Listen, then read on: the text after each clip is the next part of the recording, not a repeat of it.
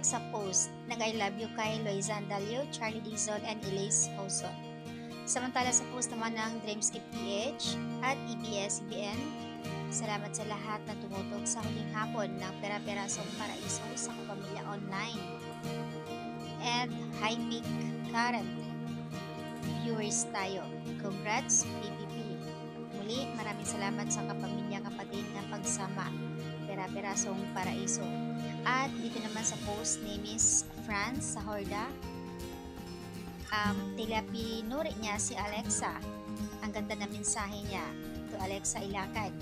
And you are consistently good in this set. Super, and no one could have played Angela Beth better than you did. Congrats, PPP, sa huling laro. Oh. At dito naman ang admin ng Kidilex, KIS, when we see hanggang dulo, sweethearts. You live up it today and one day until finally you meet Kidilex and Bethlon. Then effortless. Congrats, always trending. So much as we have a thankful for this wonderful blessings for Kid and Alexa. We are also thankful to sweethearts. You are part of PPP success too. Maraming salamat, andyan kayo hanggang matapos ang PPP. And this was the first teleserie we witnessed starring Kid and Alexa. You all did amazing and getting through it together. We hope you can rest, sweethearts, and be ready for our next era to come. Signing off from this PPP era. Thank you so much once again.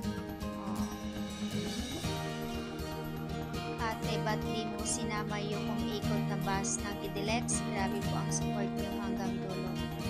Proud kami sa KIS. Maraming salamat sa ibang mga sweethearts na tuloy-tuloy ang pagsuporta din sa kanila.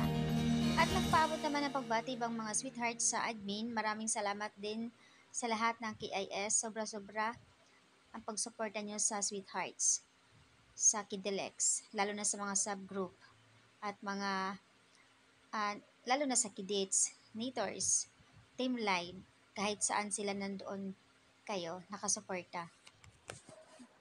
Sana ganito palagi yung talagang mayroong mga nagsusupport, kahit tapos na ang kanilang series, andoon pa rin sila. So, ayan, ang ganda ng mga mensahe nila dito.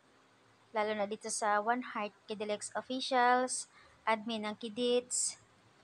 So, ayan, sa mga admin ng Sweethearts dito, KIS at iba pang mga admin. Sa post naman ni Miss Sahorda, ang ganda na mensahe niya para kay Alexa. In fairness naman. Ayon nga kay Miss G, I agree. Nabitin kami kay Angela.